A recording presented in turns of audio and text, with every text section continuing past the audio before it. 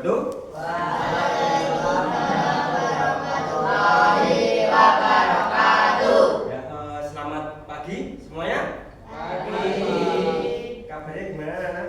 Baik. Berarti siap untuk mengikuti pembelajaran dari saya ya? Siap. Nah, sebelum kita mulai, kita berdoa terlebih dahulu agar kegiatan belajar kita berjalan dengan lancar dan baik.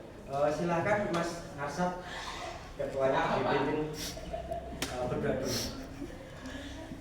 Coba kita berdoa mulai. Berdoa selesai. Ya, terima kasih Mas Irsad ya. Oh ya, Irsad. Boleh Harsat. Ya, sebelum kita mulai, saya absen dulu. Yang nggak berangkat siapa? Nah, atas nama ya, mari kita doakan supaya segera cepat sembuh ya, agar bisa bergabung dengan Anda untuk mengikuti kegiatan pembelajaran ke depannya. Baik, anak-anak, kita yel-yel dulu sebelum masuk ke pembelajaran. Ini ya, seperti biasa, yuk berdiri semua. Selamat pagi. Pagi. Luar biasa. Tetap semangat, ekspedisi Saya. Terima kasih Mbak ya. Anak-anak, hari ini kita akan mengenali pembelajaran tentang mengenali potensi diri. Jadi kita belajar dengan mengenali potensi diri. Nah, tapi kita mengasah otak pikiran kita ya. Mengerjakannya lewat web dulu ya, anak-anak. Yang kemarin sudah saya share linknya, silakan dikerjakan dulu. Nanti disampaikan beberapa anak untuk menyampaikan agar teman-temannya tahu. Ya, kerjakan dulu aplikasinya itu aktivitas atas menggunakan aplikasi ini. Saya kasih lembar tugasnya. Saya kasih 5 menit.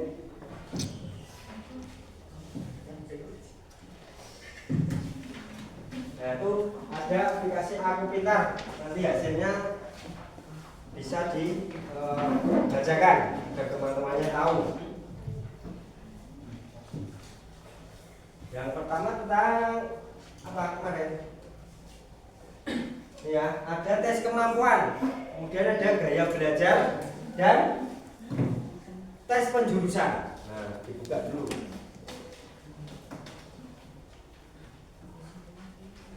Ada tes kemampuan, gaya belajar, dan tes penjurusan.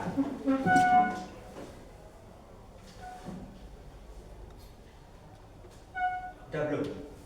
Nah, 1 menit lagi.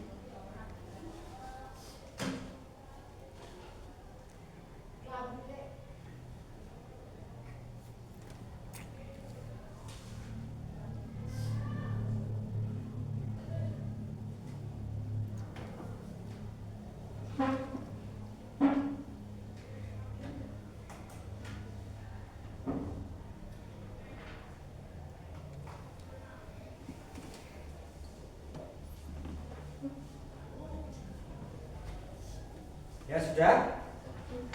Oke, kalau sudah minta tolong satu anak Mas Irsad untuk membacakan hasilnya. Mohon berdiri.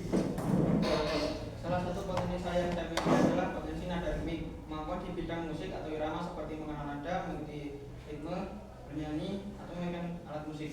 Ya, berarti Mas Irsad ini keunggulannya di bidang menyanyi. Berapa persen Mas? Menyanyi 100%. 100. Oke, tepuk tangan. Yang kedua kemarin yang sudah selesai. Kita silakan bacakan. Potensi yang saya kenali dari hasil tes area potensial adalah 1. Potensi nada ritmik, yaitu jiwa musikal, kepekaan terhadap nada, ritme, dan melodi. 2. Potensi refleksi diri, yaitu pemikir mandiri, kemampuan memahami diri sendiri secara mendalam.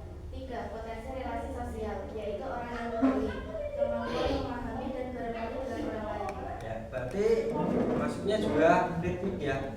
Unggul berapa persen? 100. Terus yang kedua berapa persen? Yang sosial apa?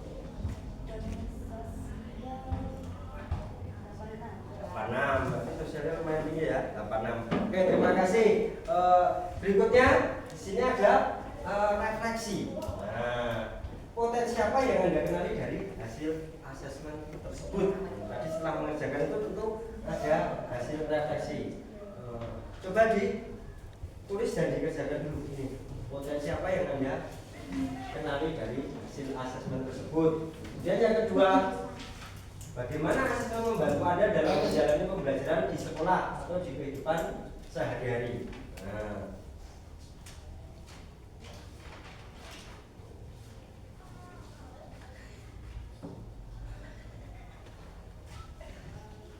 ya, saya langsung tunjuk aja. Coba Mas Iqbal, silakan berdiri.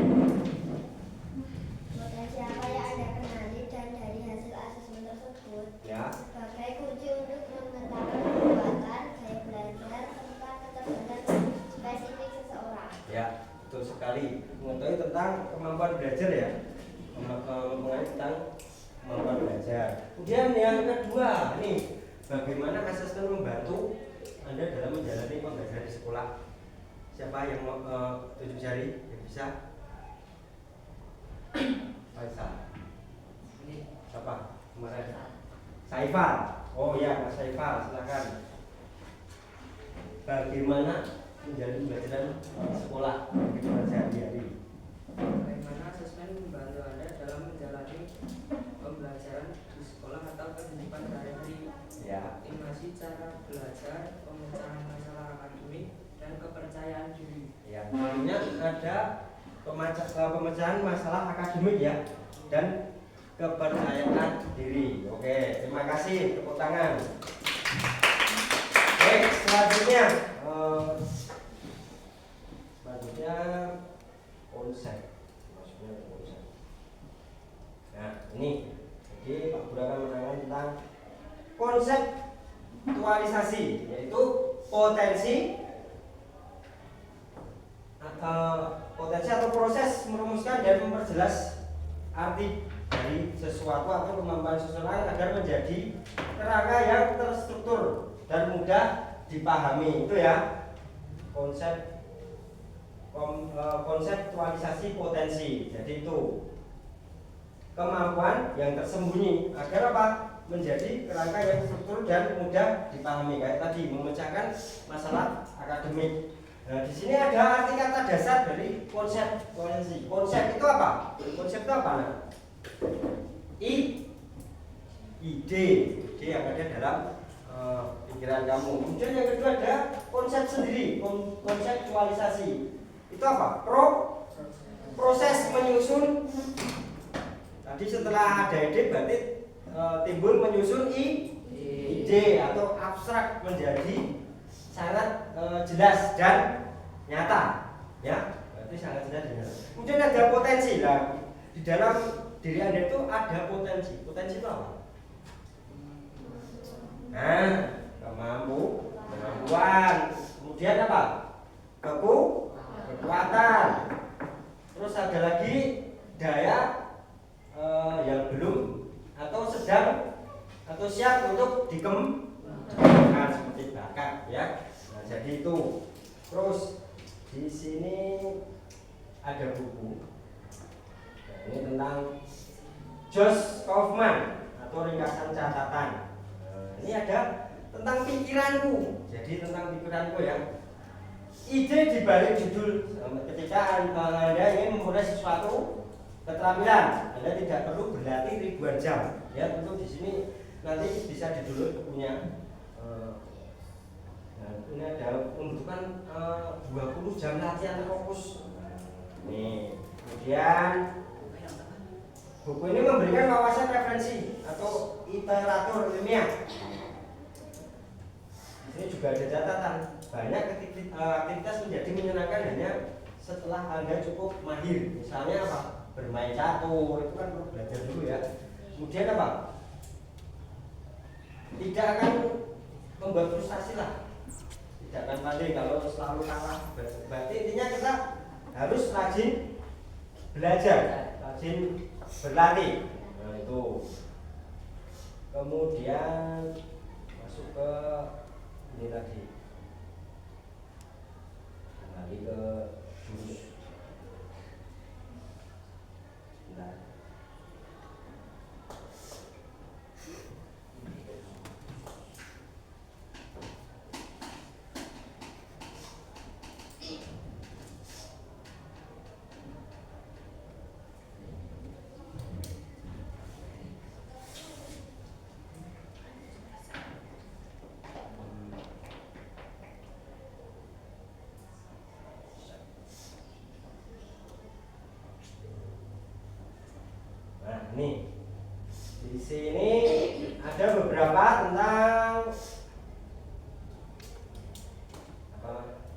kecerdasan majemuk, ya, kecerdasan majemuk. Ada apa itu? Verbal, linguistik. Kemudian apa? Cerdas, interpersonal. Terus ada cerdas naturalis. Apalagi? Cerdas moral. Terus cerdas logis. Terus ada cerdas intrapersonal. Cerdas kinestetik, cerdas visual. Jadi ada berapa anak? 8. Nah, di sini ada masing-masing tokoh. Ini ada Pak B.J. Habibie dan Iwan Fals. Yang lain nggak ngerti. Kita jelaskan saja ya satu-satunya. Tokohnya orang paham. Ada cerdas verbal linguistik. Nah, ini salah satu kecerdasan tipe kecerdasan atau teori multiple atau intelligences atau kecerdasan majemuk. Nah, ini kemampuan seseorang dalam mengolah, memahami serta menggunakan kata-kata dan bahasa secara efektif baik dalam bentuk lisan maupun tertulis. Nah, itu linguistik seperti itu. Kemudian yang kedua apa? Interpersonal. Kemampuan seseorang untuk memahami, berinteraksi dan berhubungan secara efektif dengan orang lain. Berarti kita berhubungan dengan orang lain harus bersikap apa namanya? Bersikap ya baik dalam bentuk lisan dan nyata ya. Contoh, kita kalau berbicara sama orang tua itu harus baik, halus atau kasar? Halus. Nah, itu salah satu bentuk kemampuan seseorang ya, seseorang dengan baik. Dan yang ketiga apa tuh? Cerdas naturalis. Nah, kemampuan seseorang untuk mengenali, memahami, mengategorikan dan berinteraksi secara efektif dengan unsur alam. Nah, seperti tumbuhan, terus apa lagi? Lingkungan, terus serta pola alam. Jadi kita juga harus bisa menjaga hubungan dengan alam ya, alam sekitar. Nah, seperti apa tadi? Tumbuhan. Kita kalau kita mempunyai tanaman, nah itu kalau kita tidak mengasih pupuk atau air secukupnya akan apa? Mati, akan layu ya. Nah, seperti itu. Jadi itu contoh kita berinteraksi secara efektif dengan tumbuhan dan alam kayak hewan ya. Siapa yang di sini pelihara kambing atau sapi? Ada? Oh, banyak juga ya ini calon-calon peternak pedagang. Nah, semoga sukses semua. Kemudian nomor 3, eksistensial, moral eksistensial. Nah, ini kemampuan seseorang untuk merenungkan atau mempertanyakan dan memahami pernyataan-pertanyaan mendasar tentang keberadaan manusia dengan makna hidup. Seperti itu. Orang dengan kecerdasan eksistensial yang tinggi cenderung tidak hanya tertarik pada hal-hal konkret di permukaan, tapi juga terdorong untuk menyelami hakikat kehidupan secara mendalam. Ya, tadi moral eksistensial. Kemudian ada logis, matematis. Kemampuan seseorang dalam berpikir logis, dan memecahkan masalah secara sistematis serta mengolah angka dan pola matematis dengan baik. Kemarin kalau matematika itu sebelum mengerjakan hasilnya itu pasti tahu apa? Tahu apa dulu?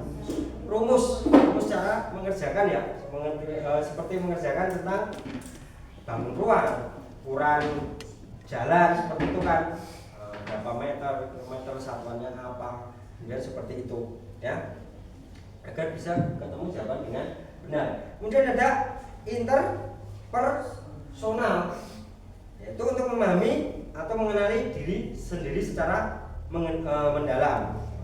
Jadi kita sebelum mengenali kepribadian seseorang, kita mengenali diri sendiri terlebih dahulu. Jangan langsung menilai apa yang ada di dalam keadaan orang lain. seperti itu. Kemudian ada apa? Kinestetik, kecerdasan kinestetik. Ini kemampuan seseorang untuk menggunakan seluruh tubuhnya atau bagian-bagian tubuhnya, tangan atau jari, ya, mengekspresikan ide, perasaan, memecahkan masalah, terus menciptakan suatu produk, ya. Seperti pelukis itu kan menggunakan apa? Jari-jarinya untuk membuat suatu hasil karya, tapi harus dengan cara ada ide dulu, ya. Ya kayak tadi yang dominannya di musik tadi, ya apa? Ada yang pintar gitar, main piano, nah, seperti itu ya bagian tubuh-tubuhnya. Dan ada visual spatial, ya, kemampuan seorang untuk memahami, memproses, membayangkan informasi dalam bentuk visual serta ruang 3 dimensi. Nah, itu bisa melihat dengan mata pikiran. Nah, jadi melihat seseorang itu kita udah tahu, oh, dia mau berpikir apa, melaksanakan sesuatu apa. Jadi melihat dengan mata pikiran. Nah, objeknya apa? Seperti menggambar, mengingat arah peta, serta memahami hubungan antar objek dalam suatu ruang, seperti itu. Nah, itu ada beberapa macam kecerdasan majemuk, ya. Ini, nah, itu setiap tokoh itu punya masing-masing. Nah, ada Pak B.J. Habibie, ya, ada musisi Iwan Fals, ada pelukis, ada siapa itu? Sultan Syahrir atau enggak salah. Ada Ibu Kartini yang sosok perempuan yang cerdas. Tuh, seperti itu. Nah, kemudian lanjut nih tadi setelah berapa kecerdasan majemuk. Nah, sini for a fair selection, everybody has to take the same exam. Please claim that tree. Itu kemarin ada pelajaran Inggris seperti ini. Artinya apa, Nan?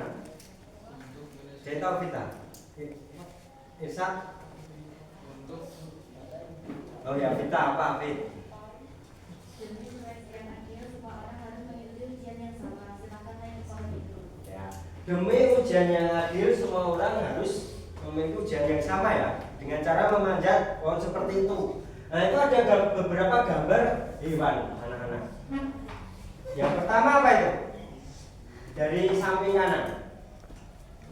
Burung gagak, ya. Nah, terus yang kedua? Monyet. Terus? Wing. Ada gak? Terus ada apa itu? Ikan. Terus ada? Anjing laut. Yang terakhir apa? Anjing. Kok anjing pak kambing sih? Kambing ya? Anjing. Cakanya nggak kelihatan. Itu yang kalau dalam perlombaan seleksi itu jelas yang paling bagus apa sih? Monyet ya, karena yang pertama pintar memanjat. Yang kedua tentu urutannya adalah burung tinggal hinggap aja. Tapi itu kan hinggap, tidak memanjat. Terus ada pinguin. Nah, pinguin itu jalannya hanya setengah langkah. Nah, mungkin agak mustahil, ya. Dan gajah apa lagi? Gajah cuma menang tinggi dan besar. Kalau bisa tinggi seperti pohon. Kemudian ada ikan jelas. Itu gimana caranya? Hidupnya kan sepenuhnya di mana? Air. Kalau di darat juga kan mati. Anjing laut itu juga langkah kakinya pendek, nggak mungkin suruh memanjat. Kemudian terakhir apa? Anjing mungkin hanya beberapa persen yang bisa naik, karena dia hanya menggunakan cakar. Ya, jadi tadi yang tetap unggul siapa? Monyet. Jadi ini ya perlombaan yang mungkin kurang adil, ya, semua hewan, karena hewan itu memiliki karakter masing-masing. Kemudian ada di sini tentang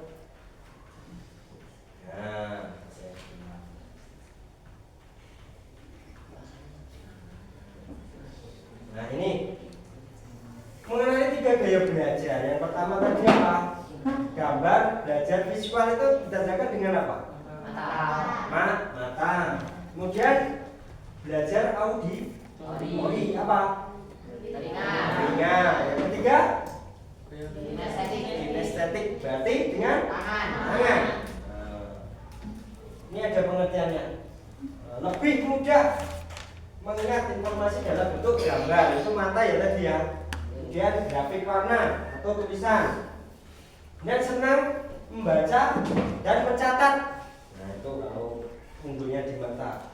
Terus ada tertarik pada tampilan visual seperti diagram, terus ada map, video, ilustrasi, atau slide, bentuk slide, presentasi ya. Memahami pelajaran cenderung yang membayangkan dalam pikirannya, berarti melihat dulu baru membayangkan ya. Oh penggunanya. Terus ada beberapa strategi. Strategi efektifnya apa? Gunakan gambar, peta, konsep video, infografik. Ini tadi kalau disuruh mengerjakan, ya nanti aja ya, tugas di rumah. Dan juga gaya belajar auditori tadi apa? Telinga, lebih cepat paham jika informasi yang disampaikan secara apa? Lisan. Kemudian senang berdiskusi. Berdiskusi itu berarti kerja kelompok ya, kerja kelompok, terus bisa memecahkan masalah. Nah, itu mendengarkan penjelasan atau mendengarkan suara guru. Waktu dijelaskan itu anak-anak tidak ramai, hanya fokus melihat dan mendengar. Kemudian apa? Mudah mengingat informasi seperti koyo seneng lagu tadi, seneng lagu, terus apa nih? Cerita, kemudian percakapan, dia hanya senang mendengarkan, mendengarkan sampai selesai. Terus cenderung mengulang informasi dengan cara mengucapnya, berarti pendengarnya tajam sekali. Apa yang disampaikan sekali dia sudah bisa mengucapnya. Terus ada gaya belajar kinestetik. Apa itu? Belajar yang lebih efektif dengan menyentuh atau bergerak melakukan langsung. Berarti apa lagi? Suka praktek, eksperimen, aktivitas fisik. Tapi ada minusnya, yaitu apa? Mudah bosan jika duduk hanya terlalu lama tidak mengerjakan, tidak diberi pekerjaan ataupun praktek ya. Gambarnya kalau olahraga, teori di kelas 1 jam Anda bosan enggak? Bosan. Pak, kalau saya bola kaki di lapangan, kita praktek. Kalau penjelasan teori sama, apalagi yang menggunakan praktek seperti apa? IPA ya. IPA kalau teori ya, kalau nggak dia sertai praktek juga kita tahunya setengah-setengah. Terus kemudian apa? Sering menggunakan gerakan tangan saat berbicara atau belajar. Itu mungkin kode ya. Kode apa? Seperti apa? Menggrafik tangan. Kode ya, seperti itu ya. Kemudian di sini masuk ke potensi kan. Sebentar. Potensi kan.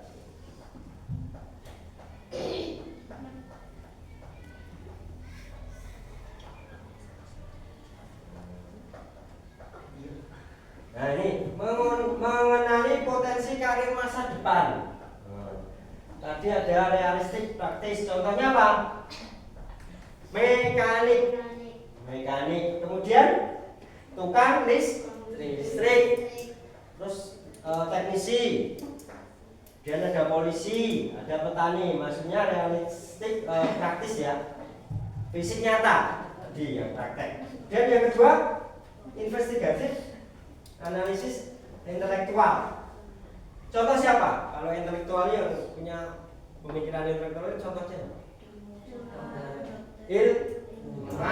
dokter masuk dokter. Kemudian analisis data, insinyur kayak Pak Habibie tadi bisa membuat pesawat terbang. Kemudian apa? Peneliti, psikolog. Peneliti itu juga perlu data ya. Misalkan ada penelitian tentang Candi Borobudur, dia harus tahu datanya dulu. Dan ada psikolog ya, psikolog itu tugasnya enggak apa? Memberikan pelayanan mungkin untuk yang terkena gangguan ya. Mungkin apa? Masalah yang ada dalam ya otak mungkin sulit untuk berpikir, datangnya saya ke psikolog. Kemudian yang kedua, tiga Pak, artistik, kreatif, imajinatif, seniman. Nah, seniman tadi menggunakan ide dan tangan untuk membuat lukisan, atau penulis, aktor. Aktor itu yang gimana sih? Aktor itu pemain film ya, seperti itu. Desainer grafis. Kemudian ada musisi. Nah tadi Mas Irsat, musisinya agak tinggi 100%. Kemudian ada arsitek. Arsitek itu gimana ya? Arsitek itu kan ya mendesain bangunan, seperti bangunan rumah, gedung ya, itu membutuhkan arsitek. Misalnya jalan pun sekarang harus menggunakan arsitek. Misalnya jalan tol, harus tahu posisinya mana yang mau dilewatin atau yang tidak dilewatin, itu arsitek. Dia yang nomor 4 apa? Ada sosial komunikatif atau peduli. Guru, ya kan? Guru dengan murid. Muridnya mosok reso sinau, mosok tertinggal dengan teman yang lain, mosok bermenengai, harus dituntun dengan pelan-pelan supaya apa? Bisa sejajar. Kemudian ada konselor, perawat, ya toh, psikolog tadi masuk juga, pekerja sosial yang benar. Ya, mungkin yang suka mungkin seperti bisa menolong orang lain itu kan masuk sosial mungkin ya. Terus ada nomor 5, enterprising atau pemimpin persuasif, pengusaha, terus apa? Politikus, manajer, terus apa nih? Marketing, atau pengacara. Yang terakhir, konvensional, terstruktur atau teliti. Contohnya apa saja? Akuntan, terus administrasi, pegawai bank ya biasanya. Terus sekretaris, staf, keuangan atau pengusaha. Dan di sini sekarang ini manfaat. Bentar.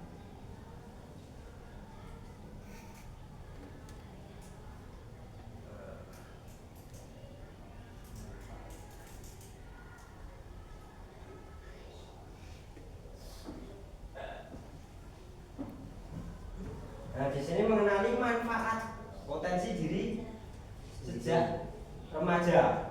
Apa saja? Meningkatkan rasa percaya diri, mempermudah pemilihan jurusan atau karir. Nah, tadi loh, yang serta menghindari kebingungan dalam mencari arah hidup. Itu maksudnya manfaat tentang potensi tadi ya. Kalau untuk remaja, lebih percaya diri, kemudian arah masa depan yang lebih jelas. Terus waktu yang tidak terbuang, berarti waktunya digunakan untuk hal yang lebih baik, berlatih, terus tidak mudah ikut-ikutan teman, misalkan punya pendirian sendiri. Ya, seperti itu ya, jadi manfaatnya. Kemudian aplikasi. Di sini dijelaskan. Nah, nih. Tulis perencanaan karir masa depan Anda. Coba ini ditulis dulu, waktunya tak kasih ya 2 menit lah. Kerjakan aplikasi.